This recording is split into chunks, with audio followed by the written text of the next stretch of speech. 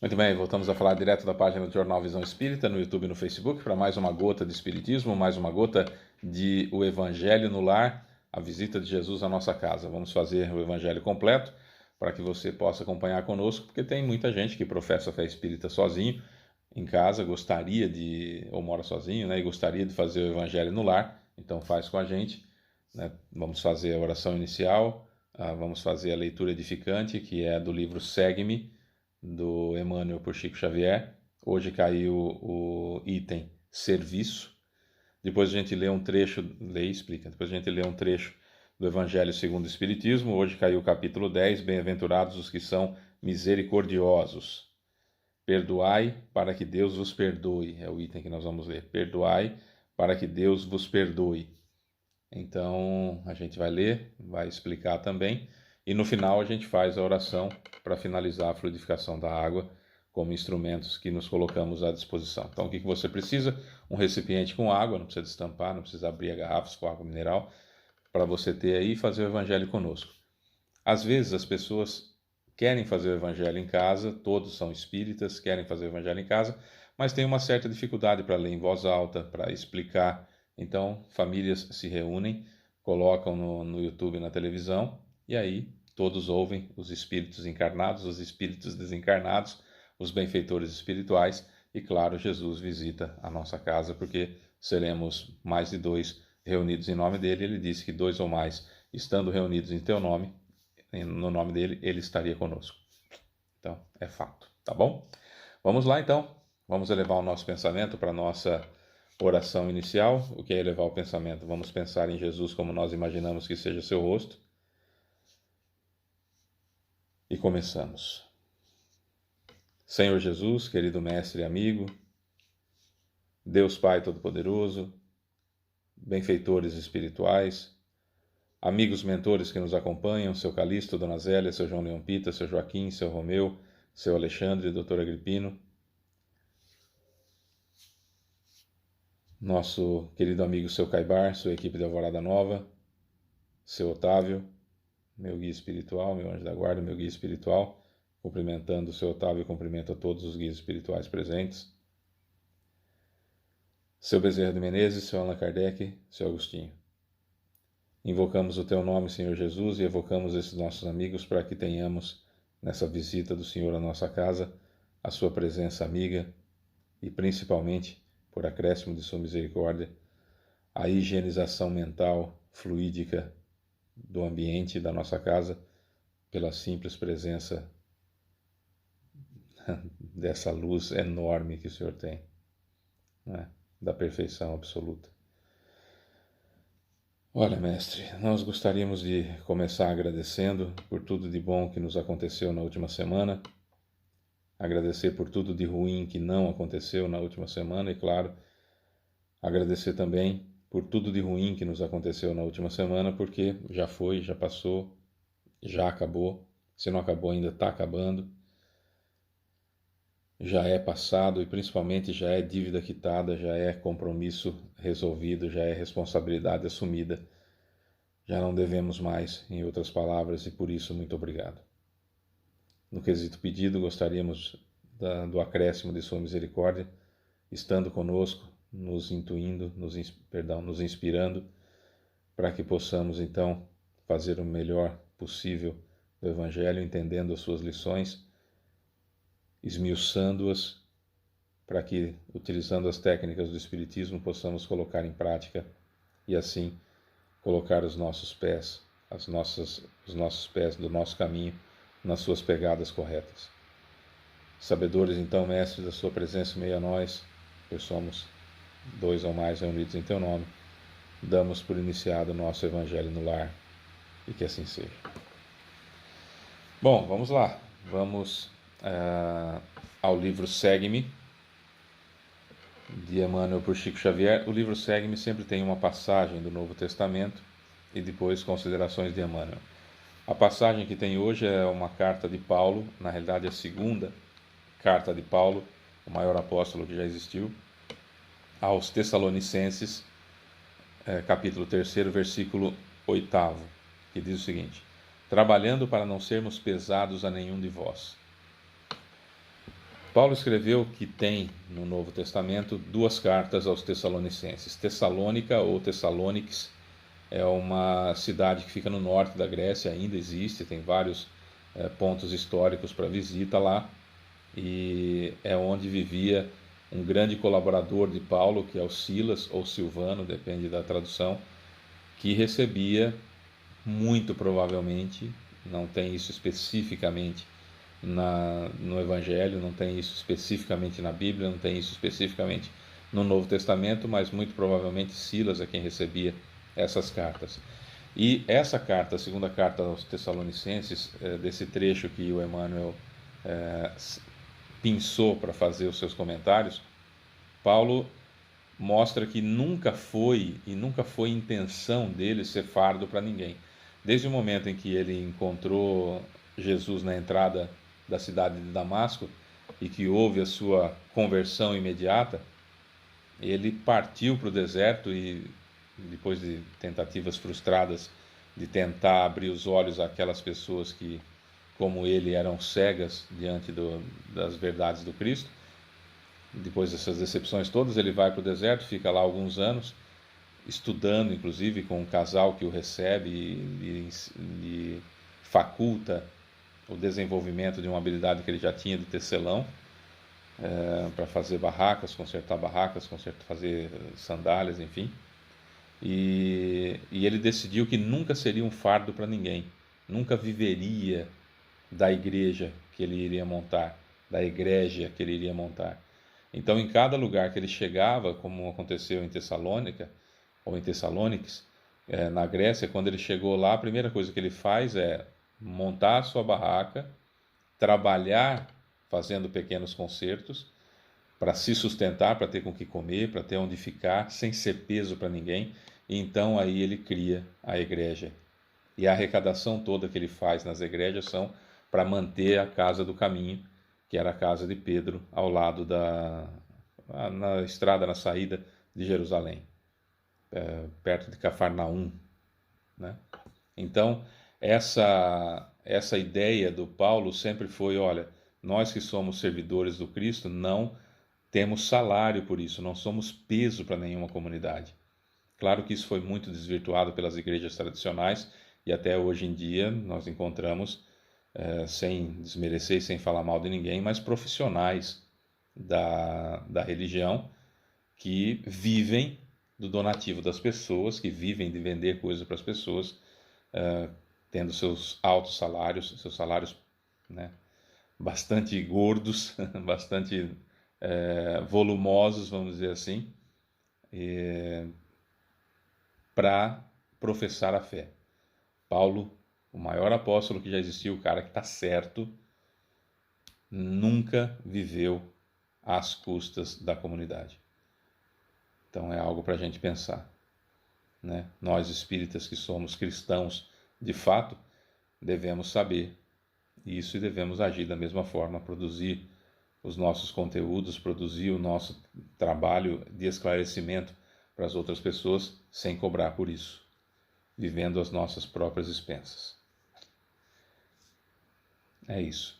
Até porque o trabalho sempre foi visto de uma forma punitiva em todas as épocas. Jesus é que deu uma visão diferente sobre o trabalho. Mas isso quem fala é Emmanuel, então a gente vai com quem é importante, né? A definição de quem é importante, não a minha. Então vamos lá. Serviço. Trabalhando para não sermos pesados a nenhum de vós. Paulo, segunda carta aos Tessalonicenses 3:8. Antes de Jesus, o serviço sem dúvida constituía abjeção e miserabilidade.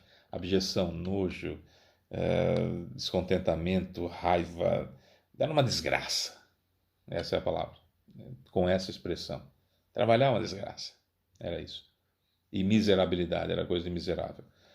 Executadas as lides da guerra, excetuadas, tirando como exceção, as lides da guerra e as preocupações da governança, que isso representava um trabalho honroso da habilidade e da inteligência, na visão daquelas pessoas, qualquer gênero de atividade era considerado esforço inferior que deveria ser relegado a homens cativos, escravizados. O serviço-punição estava em toda parte. Escravos nas letras, escravos no ensino, escravos na rotina doméstica, escravos nos espetáculos, escravos no mar, escravos no solo. Quando foi escrito esse livro, ainda não tinha essa necessidade importante de se trocar o item escravos por escravizados, tá? Então estou lendo como está escrito. Onde estivesse alguém ajudando ao próximo no uso respeitável dos braços, aí se achava um coração jungido, preso à vontade despótica do Senhor, sem qualquer direito à própria vida. Então, qualquer situação que eu precisava de ajuda, eu tinha um escravizado para fazer isso. Com Jesus, porém, o trabalho começa a receber o apreço que lhe é devido. O mestre inicia o apostolado numa carpintaria singela. Em seguida, é o médico dos desamparados, sem honorários. É o enfermeiro dos aflitos, sem remuneração. O educador ativo, sem recompensa. E, por fim, consagrando o concurso fraterno na máxima expressão, lava os pés dos discípulos, qual se fora deles o escravo e não o orientador.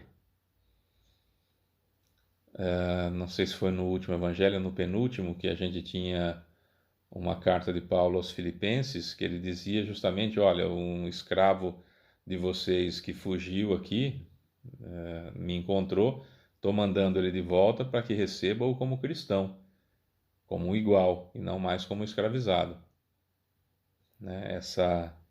Essa ideia, Paulo chamava atenção para isso o tempo todo, Jesus então nem se fala, e nós espíritas devemos reagir quando encontramos uma situação desse tipo. Por exemplo, foi manchete de vários jornais no começo desse ano, em meados de março, de empresas e de fazendas que mantinham funcionários, não como funcionários, mas mantinham seres humanos escravizados para a colheita de uva, para trabalhos forçados, e havia uma marca muito famosa de suco de uva e de vinhos que mantinha um grande plantel de pessoas escravizadas. Como que você e eu fazemos? Não compramos produto dessa empresa.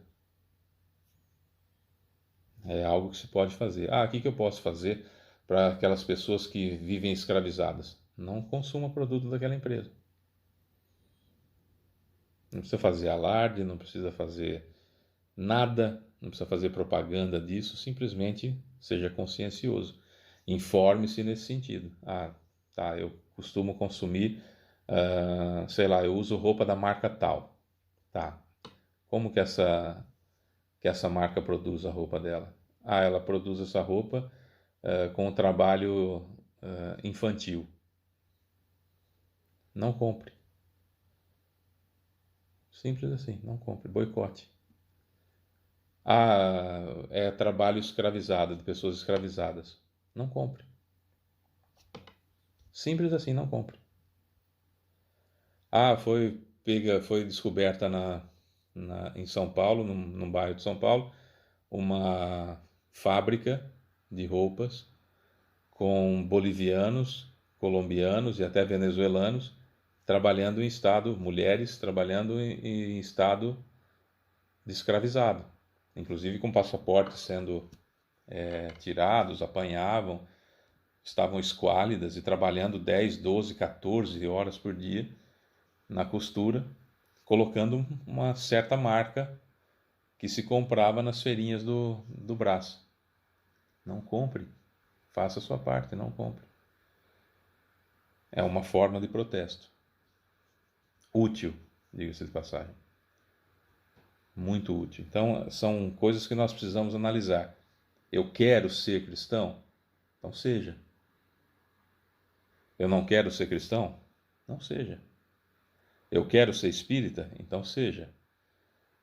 O espiritismo para mim não dá? Então não seja. Seja água quente ou seja água fria. Água morna não dá para engolir. Na própria passagem metafórica do Cristo, ele fala que toda água morna será cuspida. Não seja água morna. Não dá mais para ser água morna. Não dá mais para fazer de conta que não nos importamos. É esse o ponto que a gente precisa entender do trabalho. Nossa, Fábio, mas eu não escravizo ninguém, eu não. Isso não serve para mim. Tá, como são os seus consumos? Ah, eu também presto atenção e não consumo nada que eu saiba que escravize alguém. Mas você escraviza sua mãe?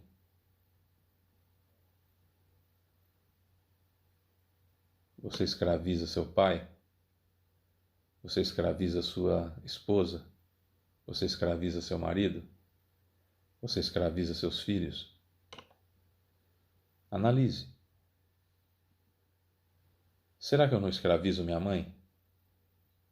Vivendo tranquilamente, enquanto minha mãe se desdobra para fazer tudo aquilo que tem que fazer e ainda por cima eu sou ingrato a ela? Será que meus pais me dão uma vida tranquila e eu tenho paz, e eu tenho tranquilidade, paz, e eu tenho tranquilidade, e eu tenho uma vida porque meus pais são escravos da minha vontade? Escravos da minha vida bem feita? Então você é um escravizador.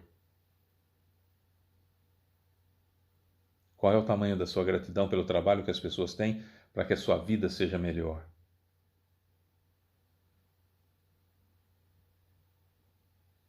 Será que você não escraviza a sua empregada do lar? O valor que você paga a ela dá-lhe uma vida digna? Ou ela consegue apenas morar e comer? Porque se ela consegue apenas morar e comer mal as duas coisas, você tem uma escrava dentro de casa. Porque você não lhe dá dignidade. Então, se você não tem condições de ter alguém para te ajudar com dignidade, não tenha. Não é assim que funciona. Ou esforce-se mais para que a pessoa tenha dignidade. O que dizer então daquelas pessoas que oferecem um quartinho de empregada para que a empregada não tenha que voltar para casa e deixa a sua família durante a semana e volta tendo uma jornada dificílima em casa para deixar tudo em ordem, para sair de novo e cuidar da sua família? Porque não se auto-engane, ela está à sua disposição 24 horas por dia, porque se você precisar, você vai acordá-la. E ela sabe disso também e está a postos, está de sobressalto, está de sobreaviso. É uma escravizada. Então não ignore isso. Fábio, mas você está falando, alguém vai te ouvir? Os espíritas vão ouvir. E se os espíritas não fizerem isso, já é um grande ganho. Não modificamos as outras pessoas, compartilhamos aquilo que aprendemos e esperamos que as pessoas utilizem da melhor forma possível. Não há, de nossa parte, nenhuma presunção em que as pessoas ouçam e se modifiquem, apenas compartilhamos.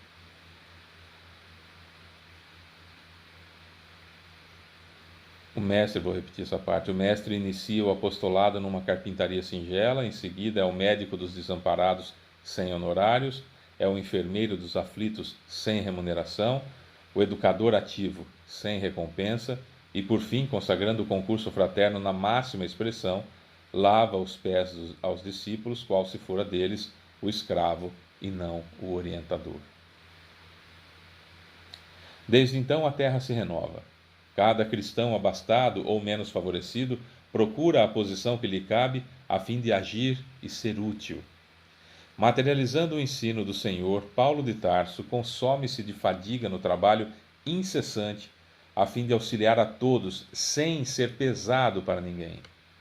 E de século a século, sob a inspiração do amigo celestial, o serviço é motivo de honra e merecimento, em plano cada vez mais alto, até que o homem aprenda por si mesmo a divina lição que indica por maior aquele que se fizer, que indica ser o maior aquele que se fizer o servo de todos eles. Foi uma chamada de atenção que Jesus deu, dizendo, olha, dentre vocês, apóstolos que estão aí querendo saber quem é o maior, quem é o mais importante, aquele que quiser ser o maior, que seja aquele que mais serve, que serve a todos eles. E depois deu a sublime lição ao lavar os pés dos discípulos, dos apóstolos, quando ele chega para, aspas, Santa Ceia, né? Aspas no Santa, né? Que é muito comum, você chega da rua, naquela época era comum, alguém vem e lava seus pés, ou você mesmo, se você tem escravo, se você não tem escravo, se você tem escravo, o escravo lava seus pés para você entrar em casa. Jesus evidentemente não tinha, e quando ele chega no local, ele entra, coloca tira o manto, a túnica, coloca uma toalha enrolada na cintura, pega um vaso com água e cada um que vai entrando ele vai lavando os pés. Os apóstolos ficam meio, sim, nós também ficaríamos, né? Mas ele falou, não, é assim, eu estou aqui, por que eu não vou fazer isso? Qual o problema de fazer isso? Qual o problema de servir? Naquele exemplo que eu estava dando agora há pouco de filhos que escravizam os pais, muito provavelmente os pais fazem isso de bom grado, porque já atingiram essa maturidade. Maturidade não tem nada a ver com idade, né? Já atingiram a maturidade que diz respeito à evolução, ou seja, passaram por muitos problemas e venceram, então são maduros, e são pessoas maduras que fazem o bem indistintamente e auxiliam e querem o melhor. O problema é quem os faz de escravos, ali é o problema, que precisa aprender urgentemente a não escravizar os outros à sua vontade. Tem gente que escraviza filho, tem gente que escraviza marido, como eu disse, esposa, pai, mãe, é isso, né? Vamos lá. Bem-aventurados que são misericordiosos, perdoai para que Deus os perdoe. É a lição do capítulo 10 do Evangelho segundo o Espiritismo, que traz 3 trechos de Mateus, pequenos trechos de Mateus, e depois uma explicação de Kardec extremamente importante. Vamos lá? Bem-aventurados os que são misericordiosos, pois obterão misericórdia. Se perdoardes aos homens as faltas que cometerem contra vós, também vosso Pai Celestial vos perdoará os pecados. Mas, se não perdoardes aos homens quando vos tenham ofendido, vosso Pai Celestial também não vos perdoará os pecados. Se contra vós pecou vosso irmão, ide fazer-lhe sentir a falta em particular, a sós com ele. Se vos atender, tereis ganho o vosso irmão. Então, aproximando-se dele, disse-lhe Simão Pedro: Senhor, quantas vezes perdoarei a meu irmão quando houver pecado contra mim? Até 7 vezes? Era um número importante à época. Respondeu-lhe Jesus: Não vos digo que perdoeis até 7 vezes, mas até 70 vezes 7 vezes. Vamos fazer a conta para 490, então vou perdoar 490 vezes. Já é um bom começo. Já é um bom começo. Faça isso. E vai contando, e vai anotando. Se perdoar 490 vezes, olha, já melhorou uma barbaridade. Kardec diz: a misericórdia é o complemento da brandura, porquanto aquele que não for misericordioso não poderá ser brando e pacífico. A misericórdia consiste no esquecimento e no perdão das ofensas. O ódio e o rancor denotam alma sem elevação nem grandeza. O esquecimento das ofensas é próprio da alma elevada, que paira acima dos golpes que lhe possam desferir. Uma é sempre ansiosa, de sombria suscetibilidade e cheia de fel. A outra é calma, toda mansidão e caridade. Ai daquele que diz nunca perdoarei. Esse, se não for condenado pelos homens, sê-lo-á por Deus, será com certeza por Deus. Com que direito reclamaria ele o perdão de suas próprias faltas, se não perdoa as faltas dos outros? Jesus nos ensina que a misericórdia não deve ter limites, quando diz que cada um perdoe seu irmão, não 7 vezes, mas 70 vezes 7 vezes. Há, porém, 2 maneiras bem diferentes de perdoar. Uma grande, nobre, verdadeiramente generosa, sem pensamento oculto, que evita com delicadeza. Evita com delicadeza ferir o amor próprio e a suscetibilidade do adversário, ainda quando esse adversário nenhuma justificativa pode ter. A segunda forma, a segunda maneira de perdoar, é aquela em que o ofendido ou aquele que assim se julgue, impõe ao outro condições humilhantes, ele faz sentir o peso de um perdão que irrita em vez de acalmar. Se estende a mão ao ofensor, não o faz com benevolência, mas com ostentação, a fim de poder dizer a todas as pessoas: olha como eu sou generoso. Nessas circunstâncias é possível uma reconciliação sincera de parte a parte? Não, é impossível. Não, não há aí generosidade. Há apenas uma forma de satisfazer ao orgulho. Em toda contenda, aquele que se mostra mais conciliador, que demonstra mais desinteresse, caridade e verdadeira grandeza da alma, granjeará sempre a simpatia das pessoas imparciais. Olha, há um esforço muito grande, inclusive por parte de alguns oradores espíritas, em quererem dizer, principalmente pela internet, onde suas palestras têm cortes que a gente não sabe necessariamente se todo o contexto está ali, querem trazer para nós a ideia de que perdoar não é esquecer.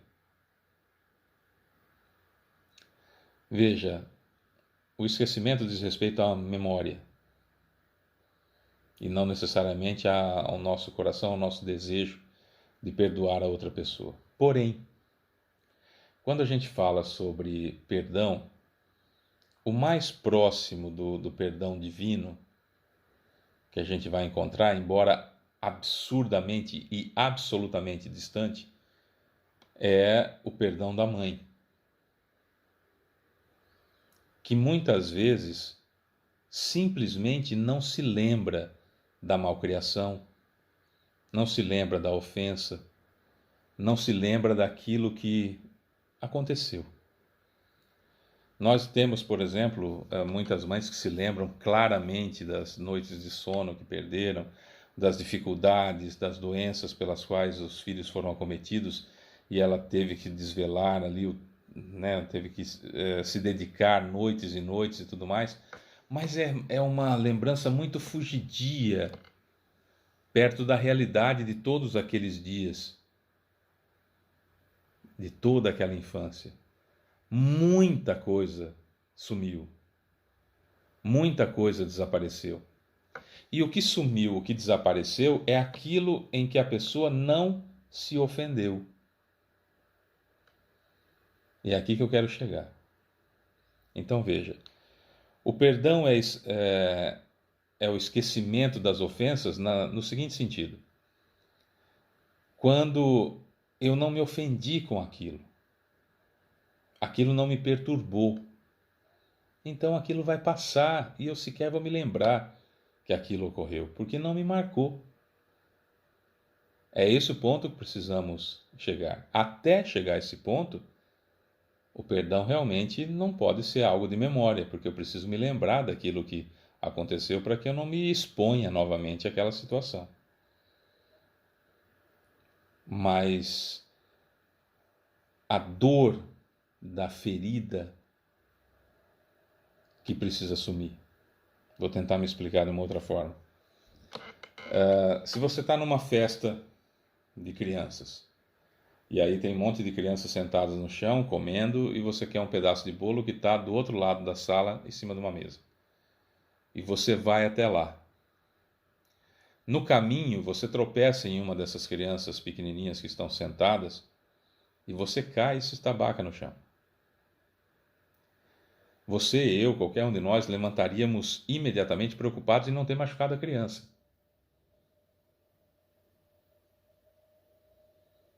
E essa atitude nossa vai fazer com que, inclusive, as pessoas também pensem dessa forma, e vai haver um movimento nesse sentido.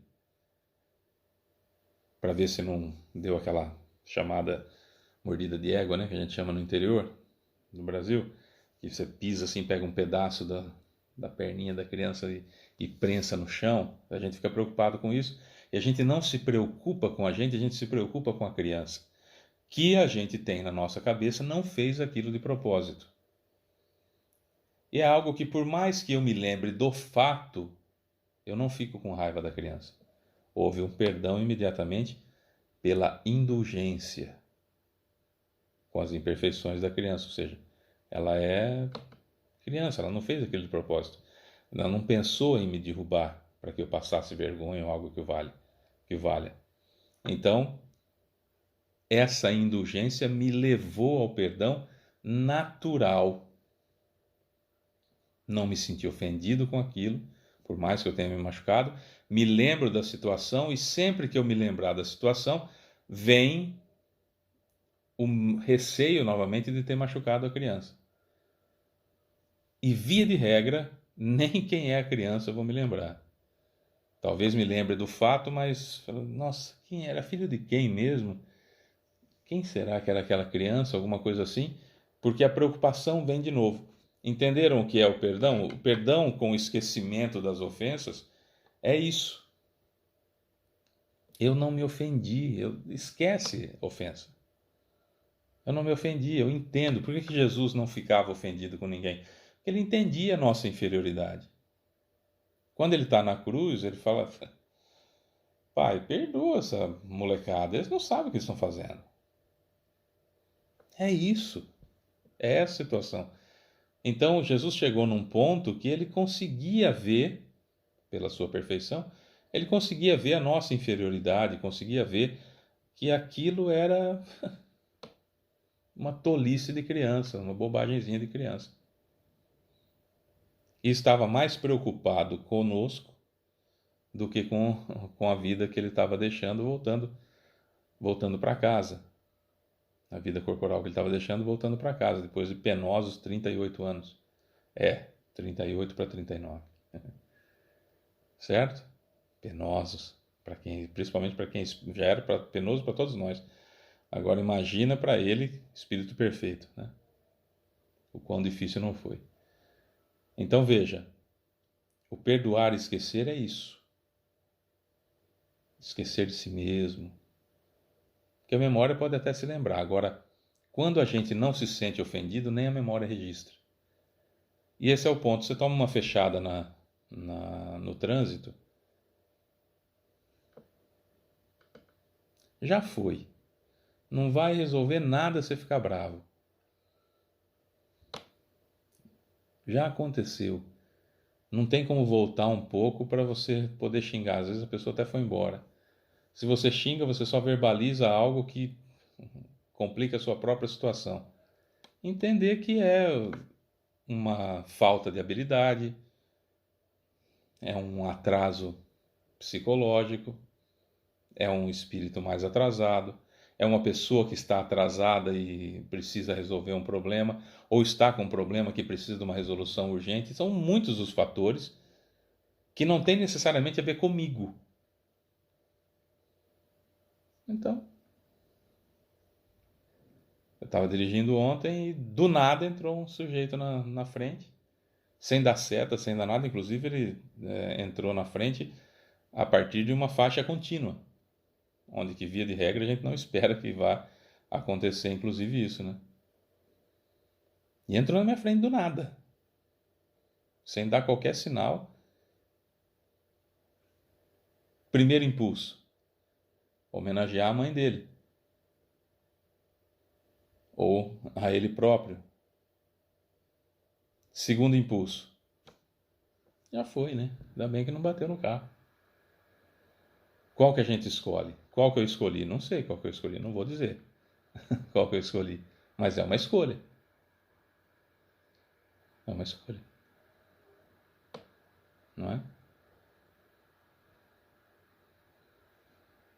Posso não ter me ofendido com a situação. Então eu me lembro, mas não me ofendi, não há o que perdoar. E quantas vezes já fecharam a gente simplesmente já esqueceu, já foi. Porque já completamente ignorado. Perceberam onde eu quero chegar? Que perdão e memória não são necessariamente aquilo que um precisa ter o outro. Mas cuidado também com essa coisa, né, de não é assim, eu tenho que me lembrar, tal. Calma, interpretação qualquer um dá de qualquer jeito, né? A ideia sempre é que nós, você, eu, nós, pensemos, raciocinemos. Que bem que isso faz para mim? Nenhum. Então, perdoa. eu, nós vamos conseguir sermos iguais a Jesus hoje? Não, mas se não começarmos agora, vai demorar mais. Treino, é isso que o Espiritismo nos convida sempre. Entender que o trabalho é importante. Não posso trabalhar esperando o feriado, não posso trabalhar esperando o sábado e domingo para fazer mal para o meu corpo e começar na segunda-feira. Pior ainda, o trabalho tem que ser algo que eu possa fazer algo de útil. Se você passa o dia todo colando adesivo num carro, o nome do carro, tem tantos segundos para você colar o adesivo no carro. Terminou esse, vem outro. Terminou esse, vem outro.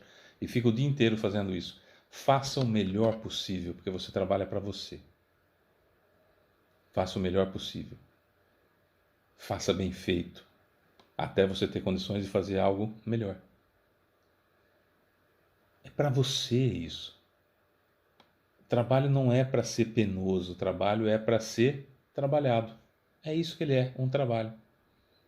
Eu tenho um trabalho que eu vendo o meu tempo e as minhas habilidades, recebo aquele dinheiro e faço o melhor possível com esse dinheiro. Se não é suficiente, vou especializar-me para que o meu tempo e minhas habilidades sejam mais específicas e com isso eu ganhe mais. E tenha um conforto maior para mim, para minha família, enfim. Isso não é errado. Mas sem ser fardo para ninguém. Quantos roubam o patrão, a empresa que trabalham, com corpo mole, com atrasos voluntários, com tempo de banheiro excessivo, com porque o ganho está bom demais o que eu estou fazendo. Também não é certo. O trabalho tem que ser dignificante. Todo dia eu vou conseguir isso? Não, mas se num mês eu consigo um dia, ótimo. Vou me esforçando até que chega um dia que nos 30 dias do mês, nos 30 dias eu entenda que é dignificante aquilo. Dá trabalho ser espírita, né? Eu sei, mas vale a pena. Vamos lá. Vamos para a fluidificação da água. Precisa estampar? Não. Precisa esticar a mão? Não. Falo isso todo vídeo. Saiba como funcionam as coisas e, se for preciso, faça os movimentos em que as pessoas precisam para entender que aquilo está acontecendo. E vá orientando aos pouquinhos. Não tenha pressa, né? Cada um está num passinho da evolução. Senhor Jesus, querido Mestre e amigo, Deus Pai Todo-Poderoso, benfeitores espirituais, mentores que nos acompanham, seu Calixto, Dona Zélia, seu João Leão Pita, seu Joaquim, seu Romeu, seu Alexandre e doutor Agripino, nosso querido amigo seu Caibar, sua equipe da Alvorada Nova, seu Bezerra de Menezes, seu Allan Kardec, seu Agostinho, seu Otávio, meu guia espiritual e demais guias espirituais. Muito obrigado pela oportunidade, muito obrigado pelo carinho. Jesus, muito obrigado pela visita e por tudo que ela representou. Muito obrigado aos mentores que nos inspiraram. Muito obrigado, Senhor, pelas lições benditas que o Senhor deixou conosco e que, através do Espiritismo, temos as técnicas para colocar esses ensinamentos em prática. Por isso também, Senhor, muito obrigado. No acréscimo da sua misericórdia nos nossos pedidos, por gentileza, não olhe as nossas imperfeições, mas a fé que anima o nosso coração nesse momento, para que a água tenha efetivado a sua fluidificação diante das necessidades das pessoas às quais cada um de nós vamos pensar agora em quem gostaríamos que fosse um remédio salutar para o corpo e para a alma, essa água fluidificada.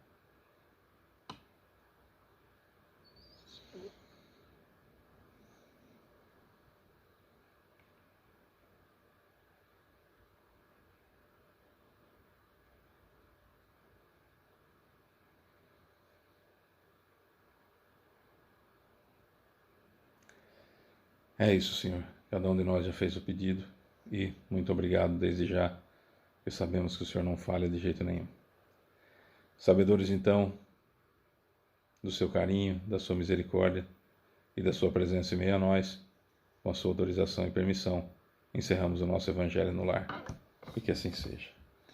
Meus amores, é isso. Até a próxima semana. Um beijo enorme para você que fica. Até lá. Tchau.